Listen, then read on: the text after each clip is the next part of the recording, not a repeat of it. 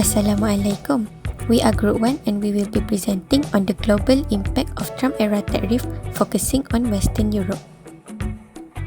Our group consists of 5 people, which are Amni Safia, Fatin Amni, Nurhanah Batrisha, Haziq Naufal and Muhammad Nabil Putra.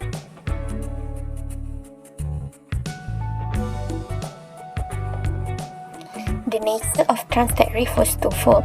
They were justified for national security reasons under laws like Section 232, and they were also used as a retaliation in trade disputes such as the Airbus-Boeing case. The scope of Trump's tariff grew bigger than in 2018. They cover more sectors and products, especially high-value industries like automotive, luxury goods, and green technology. Major Western European countries are affected by this, including the UK, France, Germany, and Italy. Here's a look at the sectors targeted by Trump's tariff. For steel and aluminium, the tariff started on raw materials in 2018, and by 2025, they expanded to include semi-finished products and machinery parts. In agriculture and luxury goods, early tariff focused on products like wine and cheese, but later grew to cover luxury items like handbags and cosmetics.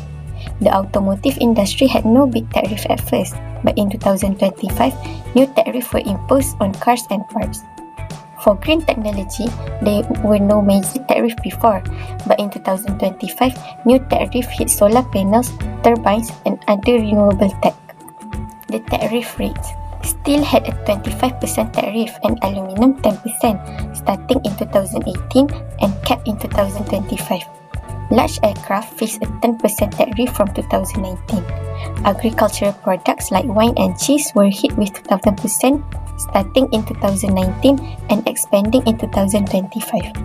In 2025, new tariffs included 15% on cars and auto parts, 20% on luxury goods like handbags and cosmetics, and 12% on green technology products. The timeline of key tariff actions. In 2018 to 2019, tariffs were first imposed on steel, aluminium, and products linked to the Airbus dispute. In March 2025, new tariff targeted the automotive sector, and by April 2025, more tariffs were added on agricultural and luxury goods. In June 2025, green energy products were hit with new tariff, and throughout 2025, there were ongoing threats of more tariff on digital products. There's 4 rationale behind US tariff policy on Western Europe. The first one is trade imbalance.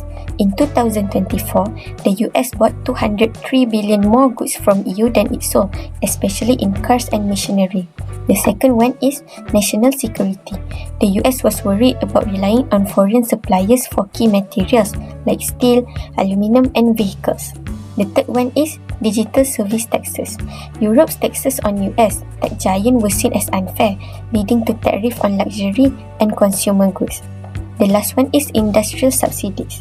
The US opposed EU subsidies for industries like aerospace and green energy, sparking more tariffs. For the next part of our video, I will talk about regional economic impact of US tariff on Western Europe.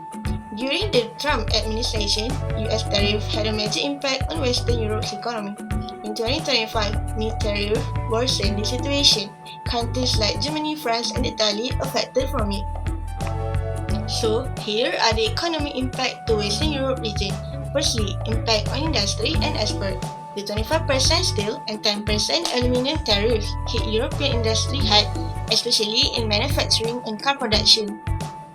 Secondly, diminished business investment. Because of uncertainty around how long tariff would last, European companies held back on making big investments. This slowed down economic activity, especially in Germany and Italy. Foreign direct investment also fell, which affected advanced manufacturing. Thirdly, impact on food and agriculture, where tariff didn't only affect metals. US restriction also targeted European food products like wine and cheese from France, Italy, and Spain. Many small producers also affected from this tariff. For the fourth impact is employment and welfare. Export-related job losses become a serious issue. In countries like Germany and Italy, small and medium-sized businesses were forced to lay off workers. This had a direct effect on families and local economies. For the last impact, which is regional economic slowdown, overall, reduced export and weak investment led to slower GDP growth. For example, Germany relied heavily on US export, which made up over 4% of its GDP. Because of this, institutions like the European Commission lowered their growth forecast. Their strategy had two parts, combining swift economic countermeasure and ongoing diplomatic engagement. First, for the tit-for-tat countermeasure, in response for US steel and aluminium tariff, the EU quickly implemented its own targeted tariff. These weren't random because they were strategically hit iconic American products like bourbon whiskey, Harley Davidson motorcycle, cranberry juice, and peanut butter. For instance, the 25% tariff on bourbon directly impact producers in Kentucky. This calculated move aimed to gain leverage, and the EU even prepared to escalate with potential tariff on over 100 billion euros in US goods. Simultaneously, the EU engaged in intense diplomatic efforts. They consistently pushed for a 0 for 0 tariff deal to eliminate industrial tariff, which would have boosted and eased economic uncertainty. The EU publicly stated its willingness to pause countermeasures to allow talks to proceed, demonstrating a clear commitment to negotiation. Beyond direct talks, the EU strategically leveraged international institutions. They filed complaints against the US tariff with the World Trade Organization or WTO. This move highlighted the tariff illegality under global trade rules and reinforced the EU's defense of a rule-based international trading system. Finally, looking ahead, the EU developed a new anti-coercion instrument or ACI. This tool offers a more flexible and robust way to respond to economic pressure from other countries, allowing for measures beyond traditional tariffs. While not yet used against the US, its creation served as a powerful deterrent in ongoing trade disputes.